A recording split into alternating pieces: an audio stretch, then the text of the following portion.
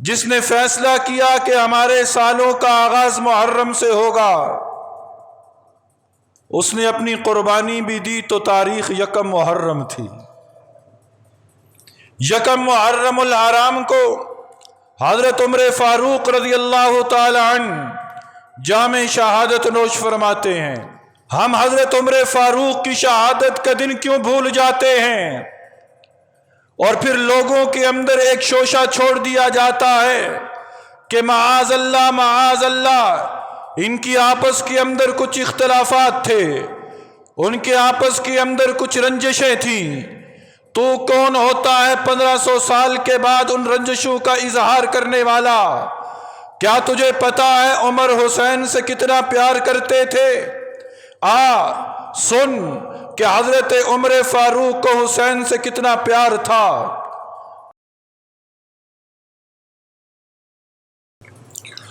السلام علیکم ورحمۃ اللہ وبرکاتہ۔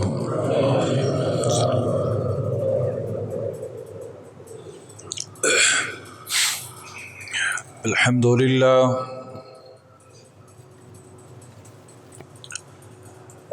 للہ وکفی وسلام علی عبادہ الذین اصطفی، اما بعد فاعوذ باللہ من الشیطان الرجیم، بسم اللہ الرحمن الرحیم۔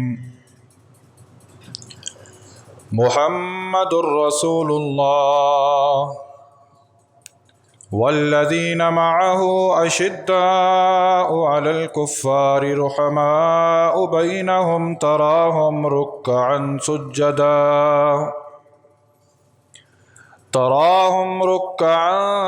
سجدا یبتغون فضلا من اللہ ورضوانا،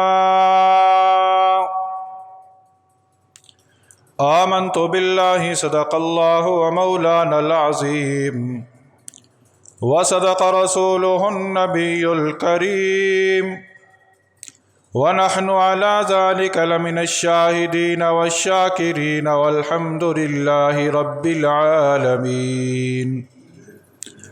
تمام احباب انتہائی ذوق، شوق، عقیدت، محبت، احترام اور ثواب کی نیت سے ایک مرتبہ درود شریف پڑھ لیجیے۔ اللہم صلی علی محمد وعلی آل محمد کما صلیت علی ابراہیم وعلی آل ابراہیم انک حمید مجید۔ اللہم بارک علی محمد وعلی آل محمد کما بارکت علی ابراہیم وعلی آل ابراہیم انک حمید مجید۔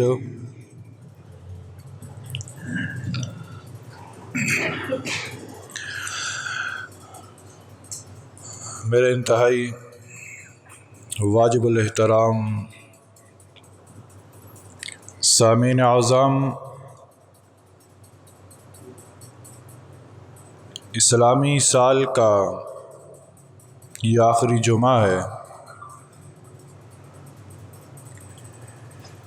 اس کے بعد آئندہ آنے والا جمعہ جو ہے وہ نئے اسلامی سال کے اندر آئے گا۔ گویا یوں سمجھ لیجئے کہ ہماری زندگی کا ایک اور سال کم ہو رہا ہے۔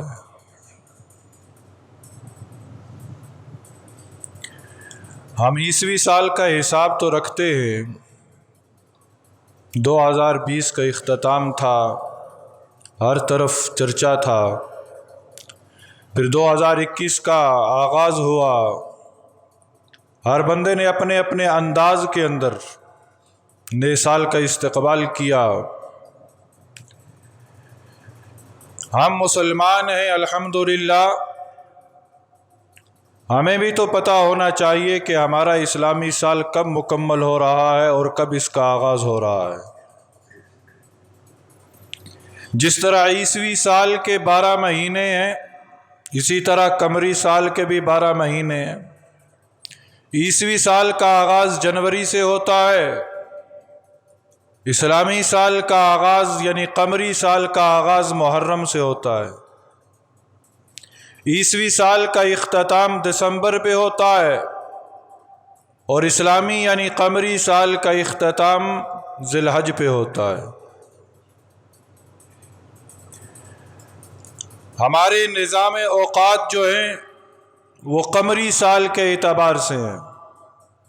ہمارا زکوٰۃ کا نصاب ہے، ہمارے روزوں کا حساب ہے، ہمارے حج کی فرضیت کا اہتمام ہے، ہماری نمازوں کا اہتمام ہے، یہ قمری اعتبار سے ہے۔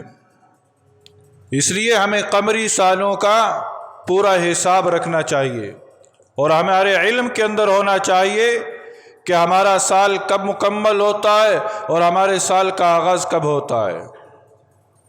ذی الحج کا یہ آخری جمعہ، اس کے بعد محرم کا آغاز، دونوں کے اندر قربانیاں ہیں۔ ذی الحج میں بھی قربانی، محرم میں بھی قربانی۔ 10 ذی الحج کو سنت ابراہیمی پر عمل کیا آپ لوگوں نے،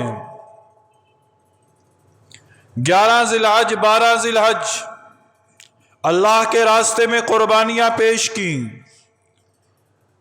در حقیقت یہ جانوروں کے گلے پہ چھری چلانا نہ تھا، بلکہ اپنے آپ کو رب کی بارگاہ میں پیش کرنا تھا۔ پھر اس کے بعد 18 ذی الحج کو حضرت عثمان غنی رضی اللہ تعالی عنہ کی شہادت کے متعلق بھی آپ حضرات نے سماعت فرمایا۔ وہ عثمان غنی کہ جن کے بارے میں آقا دو جہاں نبی صلی اللہ علیہ وسلم نے فرمایا تھا کہ جنت کے اندر ہر نبی کا ایک رفیق ہوگا، اے عثمان جنت کے اندر تو میرا رفیق ہوگا۔ پھر اس کے بعد یکم محرم الحرام، جسے ہم بھول جاتے ہیں، جسے ہم یاد نہیں رکھتے۔ یکم محرم الحرام نئے سال کا آغاز، اور اس نئے سال کا آغاز کرنے والا، اس نئے سال کا اہتمام کرنے والا، ہجری سالوں کا آغاز کب سے ہوا ہے؟ ہمارا اسلامی سال کب سے شروع ہوگا اس کا فیصلہ کب ہوا ہے؟ ہمارے اسلامی سال کا پہلا مہینہ کب ہوگا اس کا فیصلہ کب ہوا ہے؟ اس کا فیصلہ ہوا حضرت عمر فاروق رضی اللہ تعالی عنہ کے دور میں۔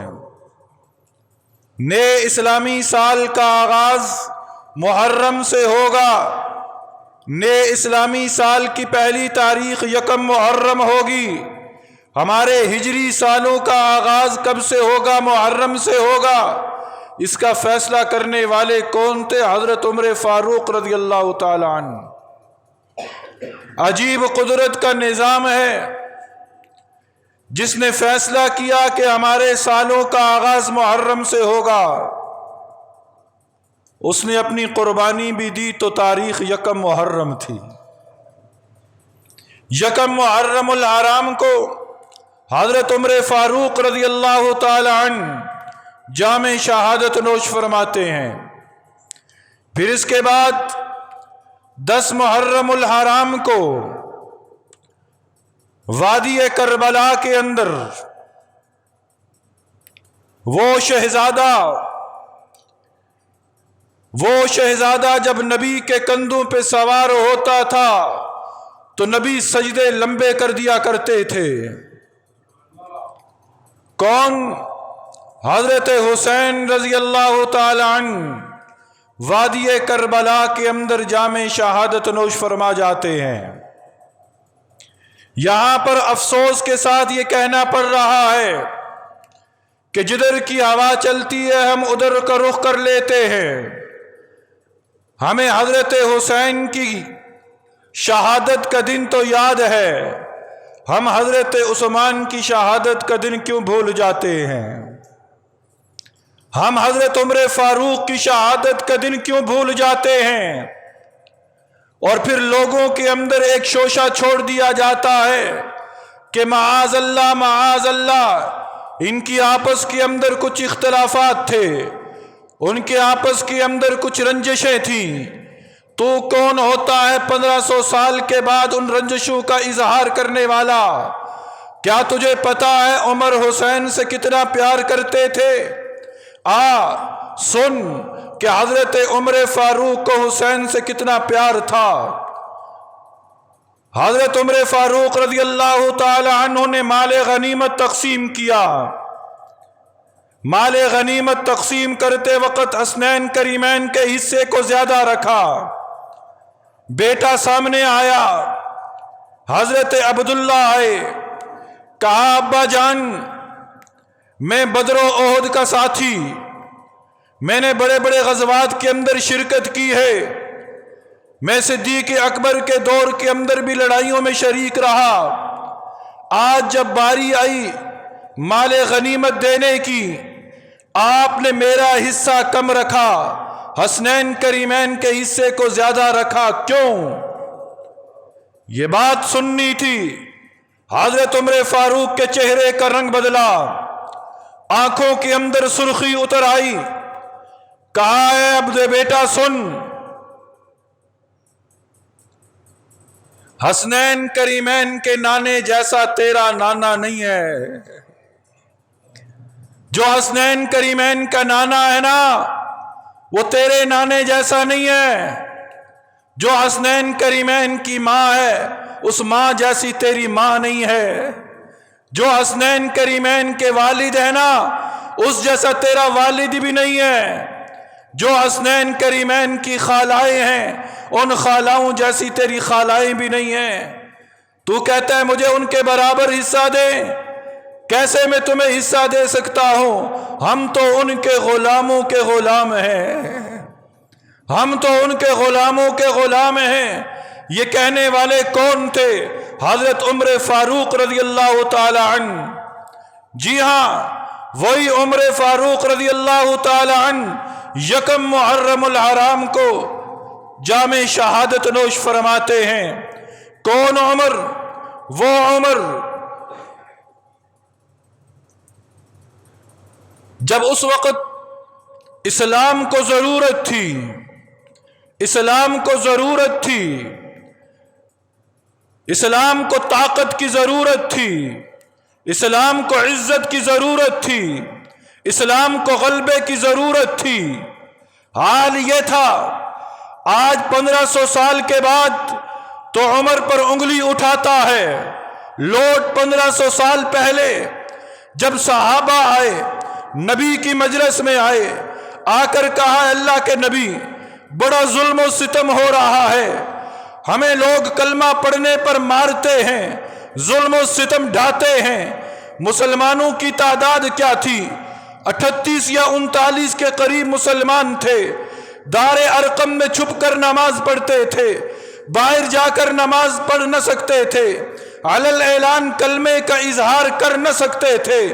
آئے نبی کی مجلس میں، اللہ کے نبی یہ کیا ہو رہا ہے؟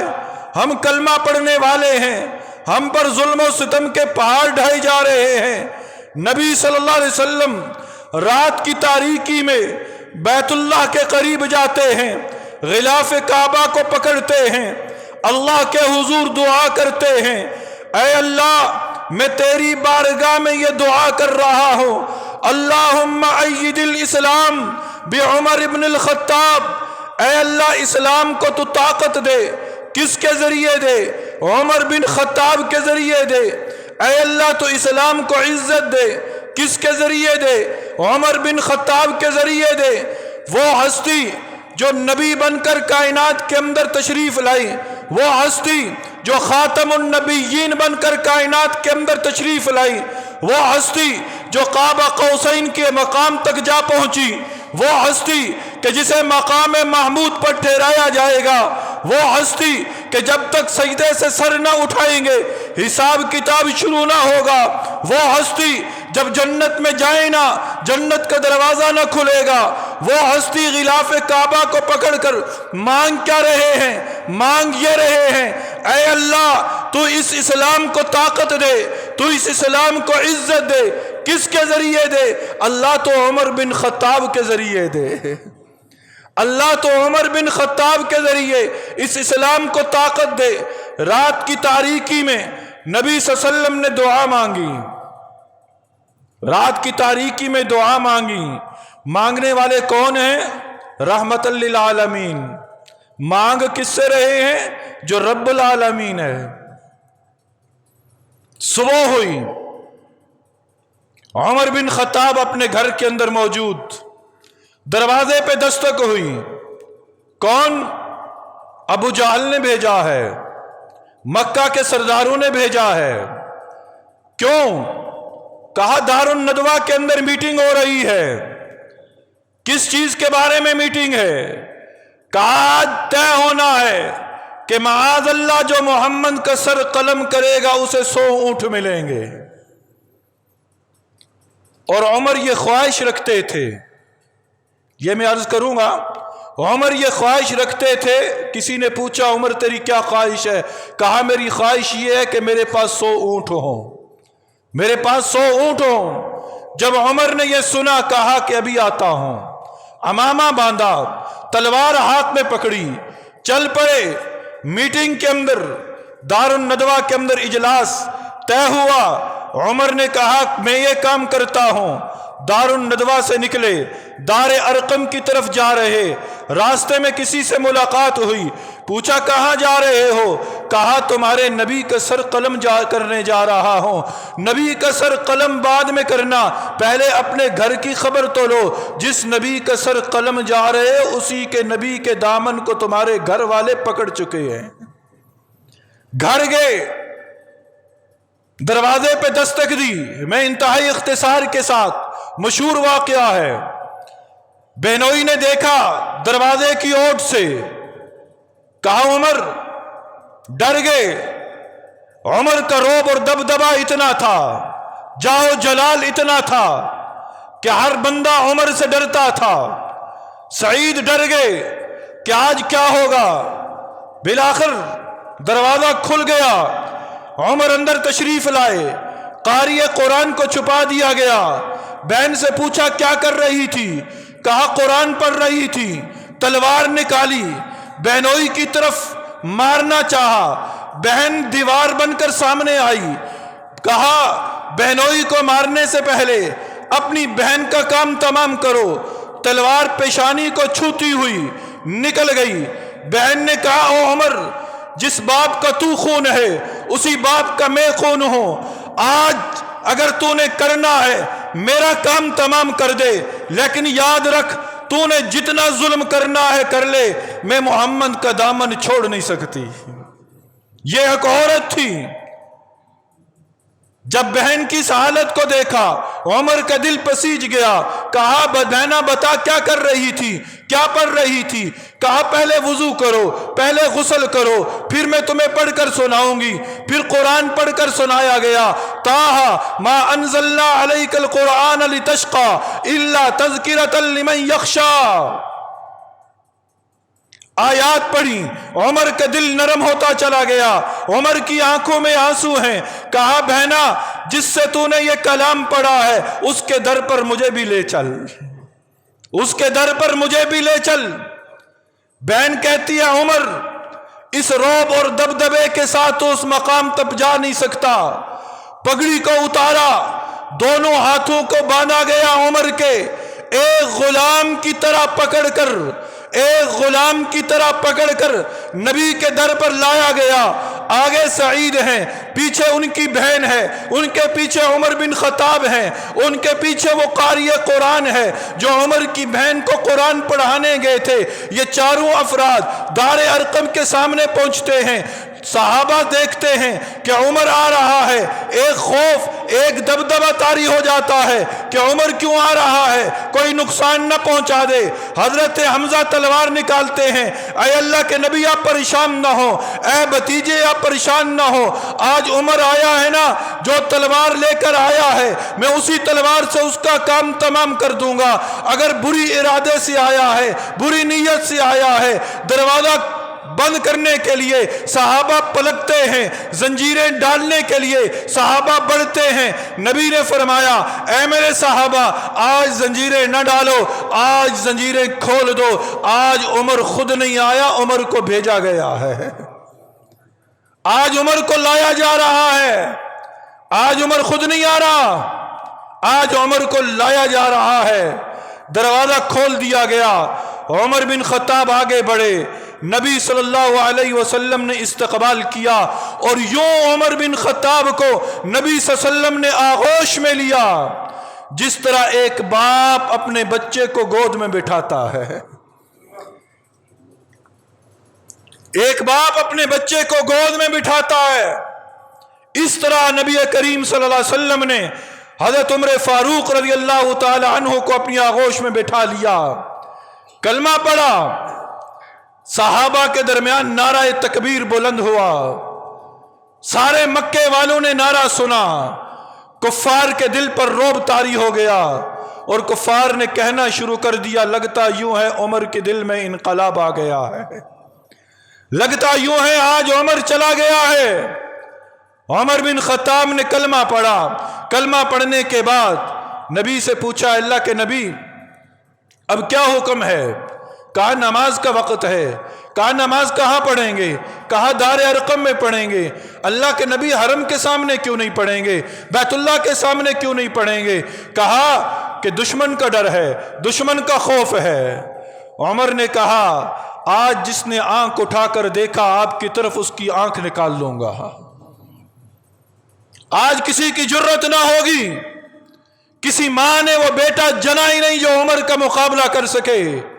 ऐ अल्लाह के नबी, आप चलिए हरम के अंदर, आप चलिए हरम के अंदर। सबसे पहला हरम का दरवाजा खुलवाने वाला इस उम्मत के लिए वो कौन था? वो उमर बिन खत्ताब था, वो उमर बिन खत्ताब थे। जी हाँ, लोगों की बातें सुनने से पहले उमर के एहसानात याद करो, उमर के एहसानात याद रखो। उमर के क्या क्या एहसानात हैं। आज जिस बाबे रहमत को जाके पकड़ते हैं ना, जिस मुर्दरे मुल्तजम पे जाके चिमटते हैं, आज उस हरम का दरवाजा खुलवाने वाला कौन था? सबसे पहले मुसलमानों के लिए हरम का दरवाजा खुलवाने वाले खत्ताब के बेटे उमर थे। जी हाँ, 40 के करीब सहाबा दार अरकम से निकलते हैं, 2 लाइनें लगती हैं, एक के आगे हजरत अमीर हमजा चलते हैं, दूसरी के आगे हजरत उमर फारूक चलते हैं। दोनों लाइनें चलते चलते हरम के अंदर दाखिल होती हैं। कुफ्फार आंखें नीचे किए खड़े हैं, किसी की जुर्रत नहीं कि आज मुसलमानों की तरफ आंख उठा के देख सके। क्यों कि इससे पहले नबी दुआ मांग चुके थे कि अल्लाह इस उमर के जरिए इस्लाम को ताकत अता फरमा। आज इस्लाम को ताकत मिल गई थी, आज इस्लाम को ताकत मिल गई और उमर बिन खत्ताब की मईयत में सबसे पहले हरम के अंदर नमाज बाजमात अदा की गई। फिर उसके बाद उमर बिन खत्ताब की लाजवाल कुर्बानियां हैं, लाजवाल कुर्बानियां। मुख्तसर से वक़्त के अंदर उमर की लाजवाल कुर्बानियों को बयान नहीं किया जा सकता। उमर कौन थे? उमर वो थे, 9वीं पुश्त के अंदर आपका नसब नबी करीम सल्लल्लाहु अलैहि वसल्लम के नसब से मिलता है। उमर कौन? उमर वो जो अपनी खानदानी सिफात लेकर आए। आपके पास अंसाब का इल्म था, नसब नामे का इल्म था, आपके पास वजाहत थी, आपके पास ताकत थी। अरब के अंदर पढ़े लिखे नौजवानों में आपका शुमार होता था। आप सिपाह सालार थे, आप बेहतरीन घुड़सवार थे, आप बेहतरीन तीर अंदाजी करने वाले थे, आप बेहतरीन मामलात को तय करने वाले थे। यही वजह है कि उस वक़्त से लेकर आखिरी वक़्त तक हर मामले में नबी करीम सल्लल्लाहु अलैहि वसल्लम ने हज़रत उमर बिन खत्ताब से मशवरा किया। कौन उमर? वो उमर नबी सल्लल्लाहु अलैहि वसल्लम फजर की नमाज पढ़ाकर सहाबा की तरफ मुंह करके बैठते हैं और सहाबा को कहते हैं, ऐ अल्लाह के, ऐ मेरे सहाबा, आज मैंने एक ख्वाब देखा है। آج میں نے ایک خواب دیکھا ہے، اور یہ یاد رکھ لیجئے نبی کا خواب بھی وہی ہوتا ہے۔ خواب کیا دیکھا؟ نبی صلی اللہ علیہ وسلم نے خواب کا ذکر کیا کہ میں یہ خواب دیکھ رہا ہوں، ایک کھیت ہے، اس کھیت کے اندر پھل ہیں، ترکاریاں ہیں، میوہ جات ہیں، پر اس کھیت کو پانی کی ضرورت ہے۔ میں یہ دیکھ رہا ہوں کہ قریب ایک کنواں ہے، اس کنویں پہ صدیق اکبر آتے ہیں اور اس کنویں کے اندر ڈول ڈال کر پانی نکالتے ہیں، لیکن ڈول وزنی ہے، زیادہ محنت درکار ہے، مشقت درکار ہے۔ اپنی بساط کے مطابق صدیق اکبر ڈول نکال کر کھیت کو پانی لگا رہے ہیں، لیکن وقت مختصر ہے، پانی زیادہ کھیت کو مل نہیں رہا۔ پھر میں دیکھ رہا ہوں کہ عمر بن خطاب آ رہے ہیں۔ عمر آئے، کنویں کے منڈیر پہ بیٹھے اور تیزی سے ڈول نکالنا شروع کر دیا، تیزی سے ڈول نکال رہے ہیں اور کھیت کو پانی لگا رہے ہیں، یہاں تک کہ میں دیکھ رہا ہوں کہ عمر بن خطاب کی طاقت کو کہ وہ اتنی تیزی سے ڈول نکال رہے ہیں کہ دیکھتے ہی دیکھتے کھیت پانی سے سیراب ہو جاتا ہے، اور اس کھیت کو اتنا پانی لگتا ہے کہ کھیت کے منڈیروں سے پانی باہر آنا شروع ہو جاتا ہے، کھیت کے منڈیروں سے پانی باہر آنا شروع ہو جاتا ہے۔ خواب بیان ہوا، صحابہ نے پوچھا اے اللہ کے نبی اب اس کی تعبیر بھی بتا دیجئے، اب اس کی تعبیر بھی بتا دیجئے۔ نبی صلی اللہ علیہ وسلم نے فرمایا کہ اللہ عمر کو اتنی طاقت عطا فرمائیں گے، اللہ عمر کو اتنی طاقت عطا فرمائیں گے کہ یہ عمر اس دین اسلام کا پرچم پوری دنیا میں لہرائے گا، پوری دنیا میں لہرائے گا۔ اس خواب کو دیکھنے والے کون؟ نبی صلی اللہ علیہ وسلم۔ اس کی تعبیر بتانے والے کون؟ نبی صلی اللہ علیہ وسلم۔ اور تعبیر کیا کہ عمر کے دور خلافت میں اسلام کا پرچم دنیا میں پوری دنیا کے اندر لہرائے گا، اور 22 لاکھ مربع میل پر حکمرانی کی ہے کس نے؟ حضرت عمر فاروق رضی اللہ تعالی عنہ۔ کون عمر؟ نبی صلی اللہ علیہ وسلم مسجد میں تشریف لا رہے ہیں، مسجد میں تشریف لا رہے ہیں۔ یہ وہ باتیں ہیں میرے دوستو جو ہمیں یاد رہنی چاہیے، ہمیں اپنی اولاد کو بتانی چاہیے۔ آج لوگوں کی گفتگو سن کر تمہارے عقائد ڈگمگا جاتے ہیں۔ کیسا عقیدہ ہے؟ صحابہ کے بارے میں عقیدہ پختہ ہونا چاہیے، کہیں نہ ہمارا عقیدہ ڈگمگائے۔ نبی صلی اللہ علیہ وسلم مسجد کے اندر تشریف لائے، سارے صحابہ موجود ہیں، حضرت عباس نبی کے چچا بھی ہیں، حضرت عباس کے بیٹے بھی ہیں، حضرت علی المرتضیٰ بھی ہیں، حضرت علی المرتضیٰ کے صاحبزادگان بھی ہیں۔ نبی صلی اللہ علیہ وسلم اس حال کے اندر مسجد کے اندر تشریف لاتے ہیں کہ دایاں ہاتھ صدیق اکبر کے کندھے پر ہے اور بایاں ہاتھ عمر فاروق کے کندھے پر ہے۔ اس خوبصورت انداز کے اندر مسجد کے اندر داخل ہوتے ہیں، صحابہ یہ انداز دیکھ کر مسکراتے ہیں۔ اے اللہ کے نبی کیا خوبصورت انداز ہے، کیا خوبصورت انداز ہے۔ نبی صلی اللہ علیہ وسلم کے چہرے پہ بھی مسکراہٹ۔ نبی صلی اللہ علیہ وسلم نے صحابہ کو بتلایا، اس وقت بتلایا جب حضرت عباس نبی کے چچا موجود ہیں، وہ چچا کہ جن کو نبی صلی اللہ علیہ وسلم نے صحابہ کو کہا تھا میرے صحابہ میں اپنے چچا کی اس حالت کو دیکھ نہیں سکتا جب بدر کے قیدی بن کر آئے تھے۔ حضرت عباس کے بیٹے بھی موجود ہیں، حضرت علی المرتضیٰ بھی موجود ہیں، حسنین کریمین بھی موجود ہیں۔ نبی صلی اللہ علیہ وسلم مسکرائے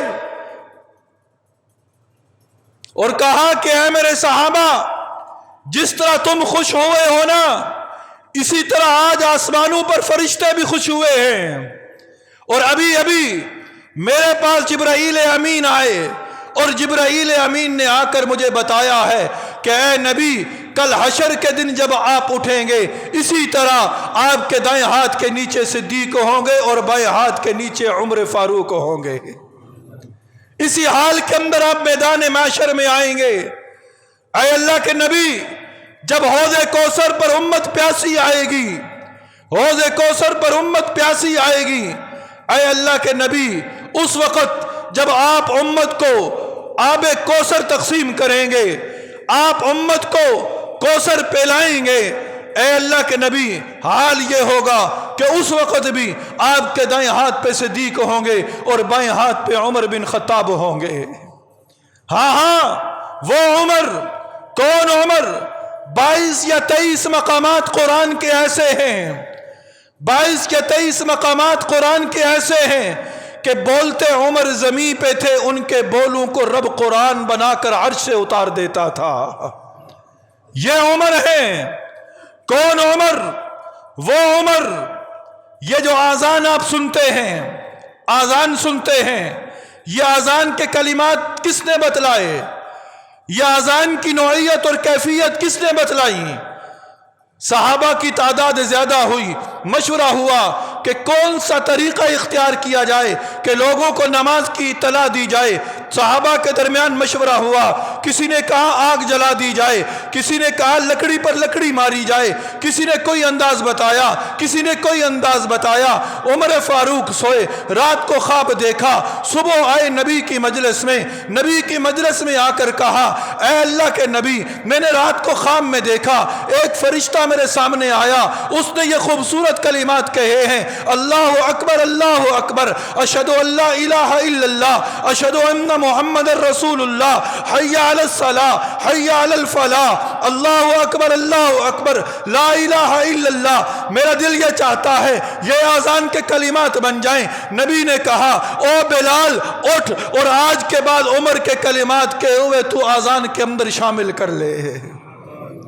جی ہاں، یہ عمر، یہ جو آج ہماری مائیں بہنیں پردہ کرتی ہیں، یہ پردے کا حکم کب نازل ہوا؟ حضرت زینب نبی کی زوجہ گھر سے باہر نکلی، منافقین نے باتیں کی، عمر بن خطاب دروازے کے باہر کھڑے ہو گئے، کہا کہ اے اماں جان، آج کے بعد اب پردے کے بغیر باہر نہ نکلنا۔ منافقین باتیں کرتے ہیں، عمر کی غیرت گوارا نہیں کرتی کہ اس کی ماں پر کوئی انگلی اٹھائے، اس کی ماں کے خلاف کوئی بات کرے۔ ہاں یہ ماں کا تقدس کرنے والے تھے، یہ ماں کی عزت کرنے والے تھے، ان کے دلوں کے اندر ماؤں کا احترام تھا۔ یہی وجہ تھی کہ عمر بن خطاب کھڑے ہوئے، ادھر عمر بن خطاب کی غیرت جوش میں آئی، ادھر رب نے جبرائیل کو دوڑایا، جا جبرائیل میرے حبیب کو جا کے بتا دے کہ یا ایھا النبی قل لازواجک و بناتک و نساء المؤمنین یدنین علیہن من جلابیبہن، کہ آج کے بعد کوئی بھی عورت، چاہے آپ کی زوجہ ہے، بیٹی ہے، پوری انسانیت کی، ایمان والوں کی جتنی بھی عورتیں ہیں، آج کے بعد وہ گھر سے نکلیں گی تو پردے میں نکلیں گی، پردے میں نکلیں گی۔ تمنا پیدا ہوئی عمر کے دل میں، رب نے قرآن بنا کر اتار دیا۔ آپ میں سے کتنے خوش نصیب ایسے لوگ ہوں گے کہ جنہوں نے حرم کا طواف کیا ہے، حرم کا طواف کیا ہے۔ طواف کرتے کرتے آپ مقام ابراہیم پر آئے، طواف مکمل ہوا، آپ مقام ابراہیم سے پیچھے ہٹے، آپ نے وہاں 2 رکعت نفل نماز پڑھے۔ پتہ ہے یہ 2 رکعت نفل نماز پڑھنا کس کی دلی تمنا تھی؟ نبی صلی اللہ علیہ وسلم کے ساتھ طواف کیا کس نے؟ عمر بن خطاب نے۔ طواف مکمل ہوا، پیچھے ہٹے، مقام ابراہیم پر دعا کی۔ نبی صلی اللہ علیہ وسلم کے چاہیتے نے، نبی صلی اللہ علیہ وسلم کے جانثار نے کہا اے اللہ کے نبی، میرا دل یہ چاہتا ہے کہ مقام ابراہیم پر 2 رکعت نفل نماز پڑھ دیں۔ ابھی قدم پلٹے نہ تھے کہ رب تعالیٰ نے جبرائیل امین کو دوڑایا، جا جبرائیل واتخذوا من مقام ابراہیم مصلی، آج کے بعد جو بھی طواف مکمل کرنے پر مقام ابراہیم پر آئے گا اسے چاہیے کہ وہ وہاں 2 رکعت نفل نماز پڑھے، جب تک وہ 2 رکعت نفل نماز نہ پڑھے گا اس کا طواف مکمل نہ ہوگا۔ یہ کس کی خواہش تھی؟ حضرت عمر فاروق رضی اللہ تعالیٰ عنہ، حضرت عمر فاروق رضی اللہ تعالیٰ عنہ 27 ذی الحج کو آپ پر حملہ ہوتا ہے، یکم محرم الحرام آپ شہادت کے مرتبے پہ فائز ہوتے ہیں۔ انشاءاللہ بقیہ تفصیل اگلے جمعے عرض کروں گا۔